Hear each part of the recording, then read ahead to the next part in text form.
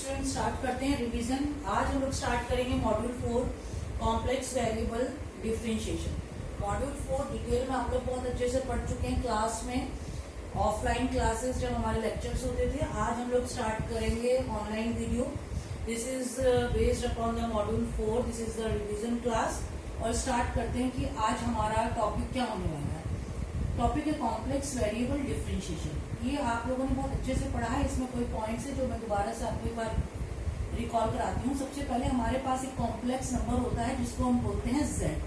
z की value होती है x plus I Y. This is called complex number. Complex number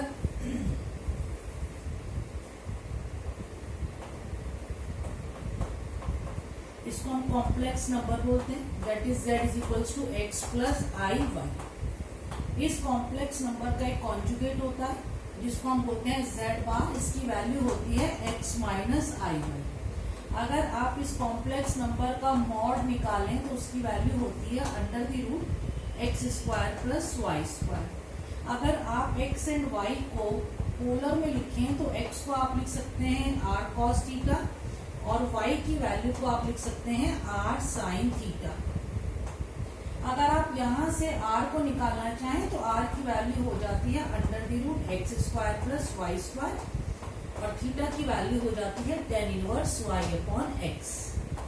इसका मतलब ये जो आप देख सकते हैं जो कार्टेशियन में लिखा है, अगर आप इसको पोलर में लिखना चाहें तो इसकी वैल्यू हो जाती है r। उसके बाद आप लोगों ने पढ़ा होगा कि अगर आपसे कहा जाए कि आपको रियल पार्ट ऑफ z निकालना है, रियल पार्ट ऑफ z निकालना है, तो आप इसको लिख सकते हैं z plus z bar by 2। Real part of z का मतलब क्या है? रियल पार्ट ऑफ z का मतलब है x और imaginary part of z is equals to 1। तो अगर आपसे कोई x की वैल्यू निकालने के लिए कहता है और आपके पास z और उसका कॉन्जुगेट है, तो with the help of this formula you can easily find out the value of x। इसी तरीके से अगर आपसे कोई इमेजिनरी पार्ट ऑफ z निकालने के लिए बोले तो उसकी फॉर्मूला होगा z minus z bar by twice of i. ये बिल्कुल बेसिक बातें थी अबाउट द कॉम्प्लेक्स नंबर। उसके बाद एक और आता है कॉम्प्लेक्स फंक्शन।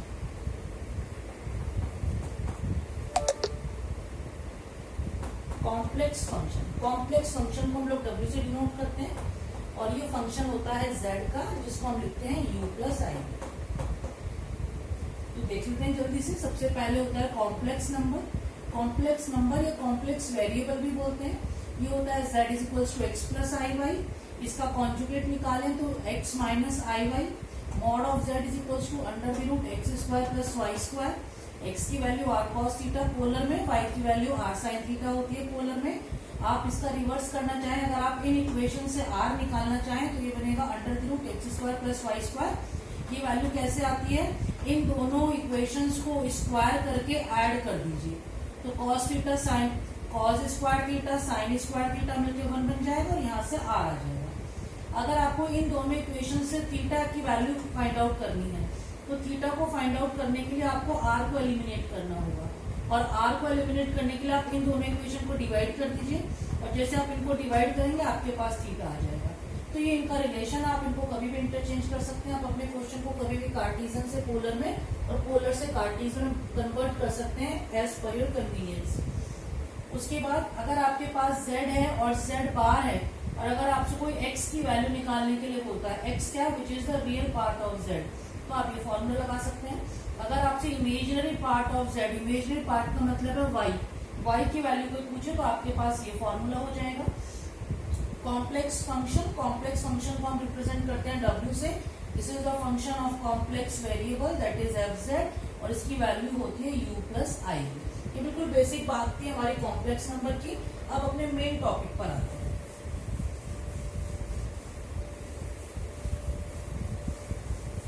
और जो हमारा मेन टॉपिक है आज का उसका नाम है एनालिटिक फंक्शन।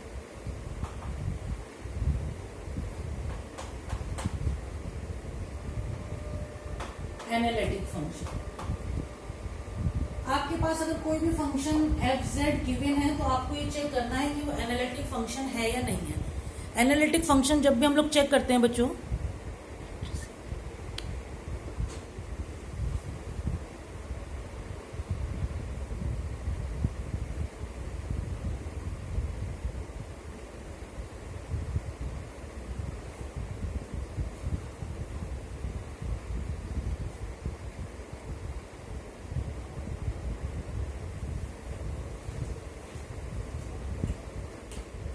जब भी हम लोग एनालिटिक फंक्शन को चेक करेंगे तो हमें एक पॉइंट की रिक्वायरमेंट होगी। सपोज वो जो पॉइंट है that is z equals to a, तो हमें ये चेक करना है कि इस पर्टिकुलर पॉइंट पर हमारा फंक्शन एनालिटिक है या नहीं है। इसका मतलब क्या हुआ? इसका मतलब ये हुआ कि सपोज आपके पास ये पॉइंट है z इक्वल्स टू a, आपको ये चेक करना है कि इस पॉइंट पर आपका फंक्शन एनालिटिक है या नहीं है। तो आपको ये चेक करना होगा कि इस पर्टिकुलर पॉइंट पर आपका फंक्शन डिफरेंशिएबल है या नहीं है।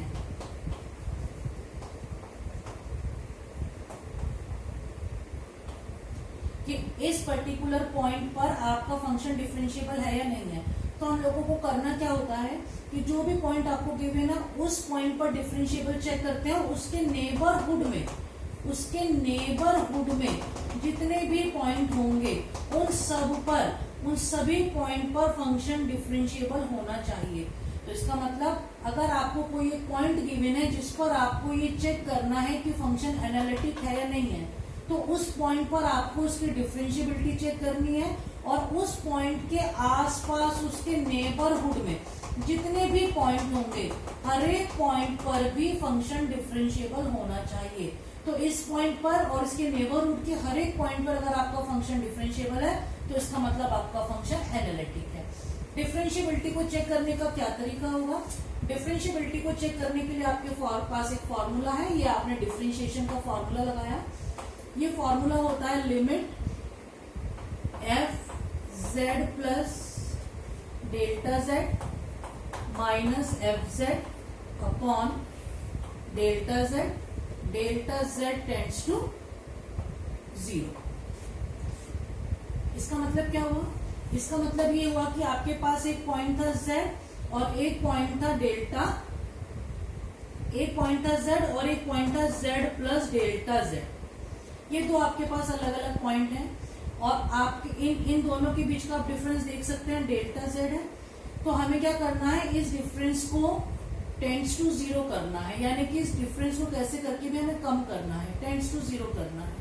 तो इसका मतलब इस पॉइंट को इस पॉइंट पे हमें लेकर आना है। तो ये हमारा फॉर्मूला हो जाता है डिफरेंशिएबिलिटी को चेक करने के लिए।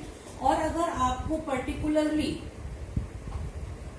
z इज इक्वल्स टू 0 पर, जो कि एक ऑरिजन होता है, अगर आपको ऑरिजन पे चेक करना है डिफरेंशिएबिलिटी, तो आप अपने फॉर्मूले को इस तरीके से लिखेंगे,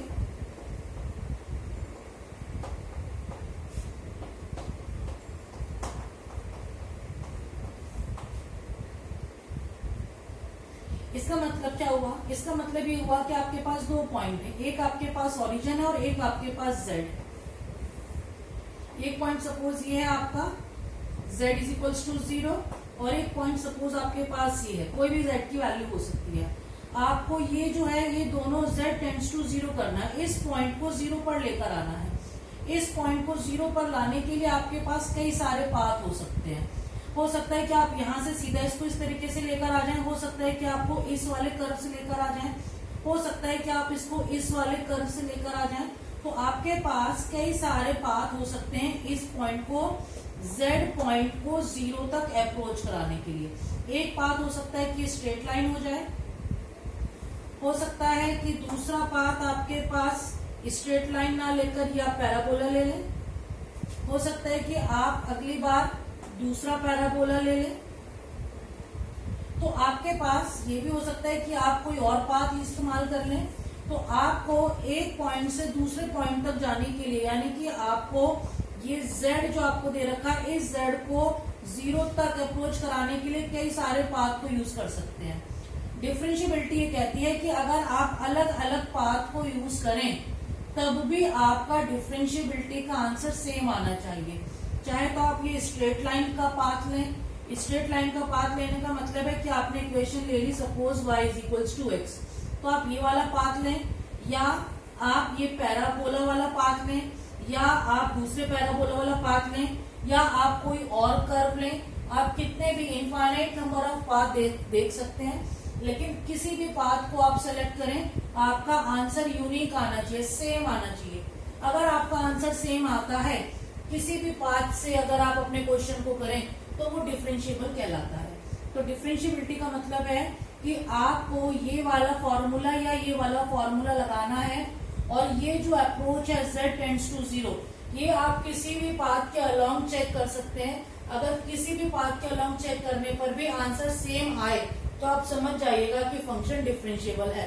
लेकिन अगर अलग अलग पाथ लेने पर आंसर अलग अलग आता है तो इसका मतलब आपका फंक्शन डिफरेंशिएबल नहीं है, और अगर फंक्शन डिफरेंशिएबल नहीं है तो इसका मतलब फंक्शन एनालिटिक नहीं है।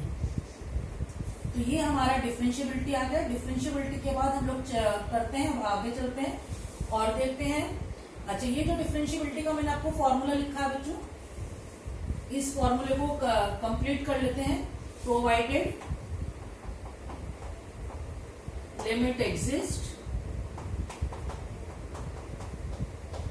And provided limit exists and independent of the manner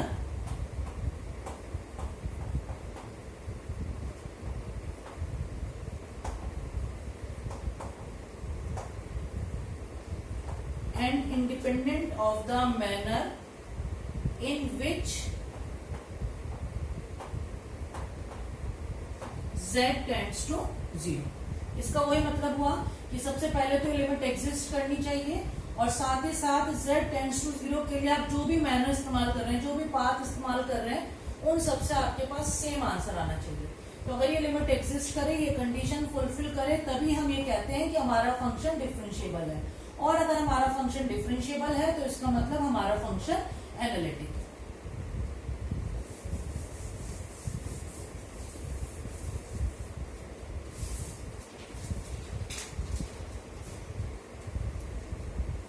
Necessary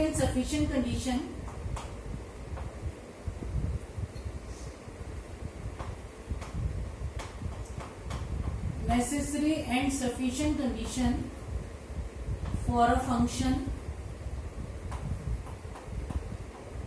to be analytic।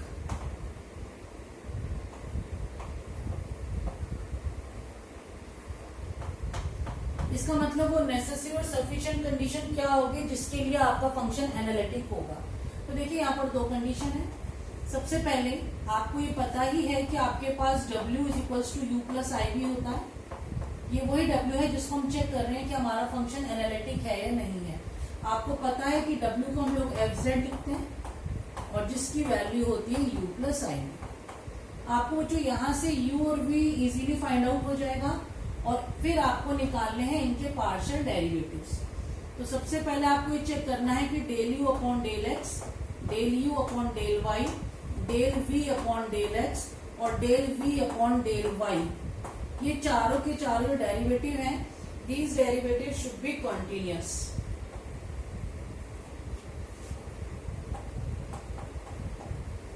ये कंटिन्यूअस होने चाहिए पहली condition.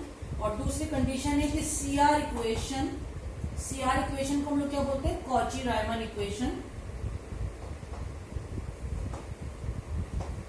Cauchy Riemann equation satisfy होनी चाहिए।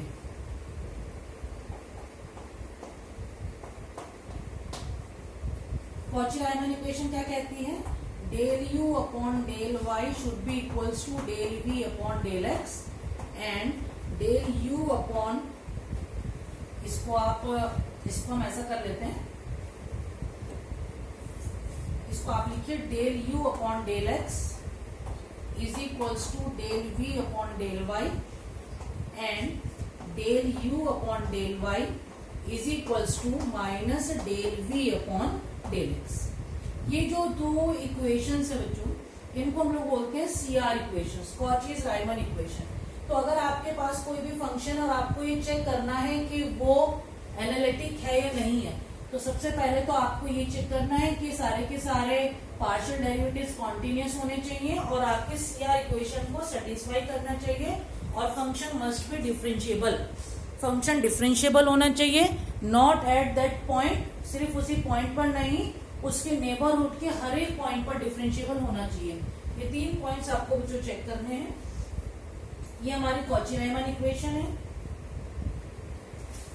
तीसरा पॉइंट हम लोग डिफरेंशिएबिलिटी भी चेक करेंगे। डिफरेंशिएबिलिटी को चेक करने का एक फॉर्मूला मैंने आपको बताया, वो फॉर्मूला हम लोग यूज करते हैं जब हमें कोई पर्टिकुलर पॉइंट दे रखा है। अदरवाइज डिफरेंशिएबिलिटी को चेक करने के लिए हम लोग एक और फॉर्मूला भी यूज कर सकते हैं, क्योंकि अब आपके पास u भी है और आपके पास v फंक्शन भी है, तो आप फॉर्मूला डिफरेंशिएबिलिटी का ये वाला भी चेक कर सकते हैं। f dash z is equals to del u upon del x plus I del v upon del x। ये वाले फॉर्मूले से भी आप डिफरेंशिएबिलिटी चेक कर सकते हैं। यानी कि आपके पास u है, आपके पास v है, आप del u upon del x del v upon del x निकाल दीजिए। आप ये पहले ही प्रूव कर चुके हैं कि वो कॉन्टिन्यूअस है, और अगर ये वैल्यू रखने पर आपका फंक्शन दोबारा से z में बनकर आ जाए, अगर आपका फंक्शन दोबारा से z में बनकर आ जाए तो इसका मतलब आपका फंक्शन डिफरेंशिएबल है। तो अगर आप ये सारे के सारे पार्शियल डेरिवेटिव्स को कॉन्टिन्यूअस दिखा दिए, सीआर इक्वेशन को सेटिस्फाई करा दें, डेरिवेटिव निकाल के दिखा दें, तो आप ये कह सकते हैं कि आपका फंक्शन एनालिटिक है। अगर आप चाहें तो आप दूसरा फॉर्मूला भी लगा सकते हैं। फॉर्मूला सेम ही है, देखिए del U upon del X, del U upon del X की वैल्यू क्या है, del V upon del Y.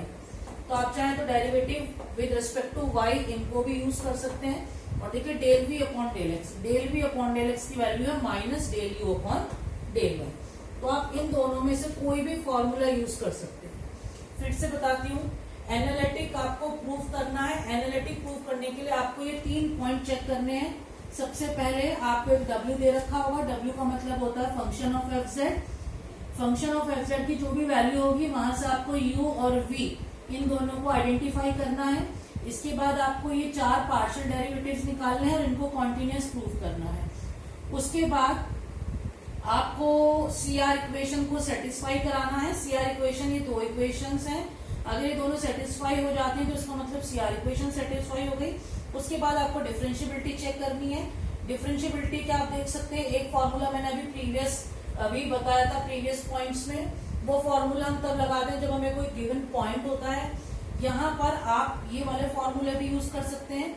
इनमें आपको u और v की वैल्यू गिवन है। आप यहाँ से del U upon del X, del V upon del X की वैल्यू रखिए। अगर आपका फंक्शन इस पूरे को सॉल्व करने पर दोबारा से z में बनकर आ जाए तो आप देखेंगे वही आपका डेरिवेटिव होगा। जैसे सपोज आपका फंक्शन था log z और उसका डिफरेंशिएशन क्या होना चाहिए, 1/z, तो ये वाला फॉर्मूला लगाकर आपका आंसर 1/z आना चाहिए, तभी आप कहेंगे कि आपका फंक्शन डिफरेंशिएबल है। तो इसका मतलब ये फॉर्मूला लगाकर आपका जो भी डिफरेंशिएबल का जो भी डेरिवेटिव होना चाहिए वो निकल के आ जाए तो आपका फंक्शन डिफरेंशिएबल है। तो ये आपका डिफरेंशिएबिलिटी का है। जैसे आपको पता है कि e की पावर z, इसका डिफरेंशिएशन e की पावर z होता है, तो इसका मतलब अगर आप इसको डिफरेंशिएट करें विद रिस्पेक्ट टू z तो आपका आंसर e की पावर z आना चाहिए। तो आप देखेंगे कि इस वाले फॉर्मूले से आपका आंसर e की पावर z ही आएगा, इसका मतलब डेरिवेटिव निकल कर आएगा, तभी आप ये कहेंगे कि आपका फंक्शन डिफरेंशिएबल है। तो ये हमारा नेसेसरी और सफिशिएंट कंडीशन आ गई। अब देखते हैं अगर पोलर में सीआर इक्वेशन को लिखना पड़े तो कैसे होगा।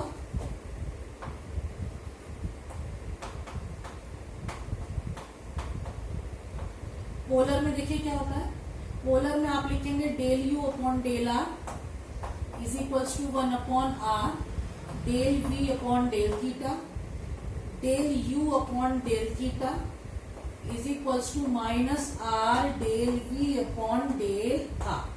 ये आपका फॉर्मूला हो जाएगा इन पोलर। पोलर में लिखने के बाद अब हम लोग एक छोटा सा क्वेश्चन करते हैं बच्चों, देखते हैं कि क्या है डिफरेंशिएबिलिटी।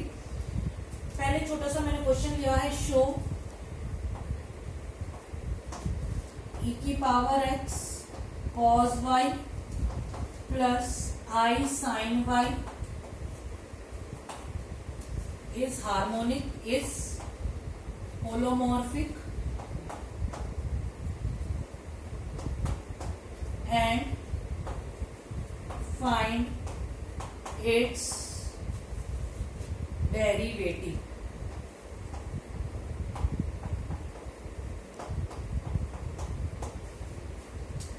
तो देखिए बच्चों, यहाँ पर आपको ये शो करना है कि होलोमॉर्फिक है। होलोमॉर्फिक का मतलब होता है एनालिटिक। तो हमें ये शो करना है कि ये एनालिटिक है और फिर हमें इसका डेरिवेटिव भी निकालना है। तो एनालिटिक शो करने के लिए आपको मैंने बताया कि सीआर इक्वेशन सेटिस्फाई होनी चाहिए, ये आपका कॉन्टिन्यूअस होना चाहिए। देखते हैं इसका सॉल्यूशन किस तरीके से आएगा। तो सबसे पहले आप देखिए आपका जो फंक्शन है यानी कि w, जिसको आप लोग fz भी बोलते हैं, इसकी वैल्यू आपको गिवन है e की power x cos y plus i sin y, जिसको आप लोग जब ओपन करेंगे तो w की वैल्यू निकल कर आएगी e की power x cos y plus i e की पावर x sin y। इसको आप कंपेयर करा दीजिए u प्लस आई वी से, आपके पास u निकल कर आ जाएगा बच्चों e की पावर x cos y और v की वैल्यू निकल कर आएगी e की पावर x sin y। ऐसे कर कर आपके पास u की वैल्यू आ गई है, v की वैल्यू आ गई है।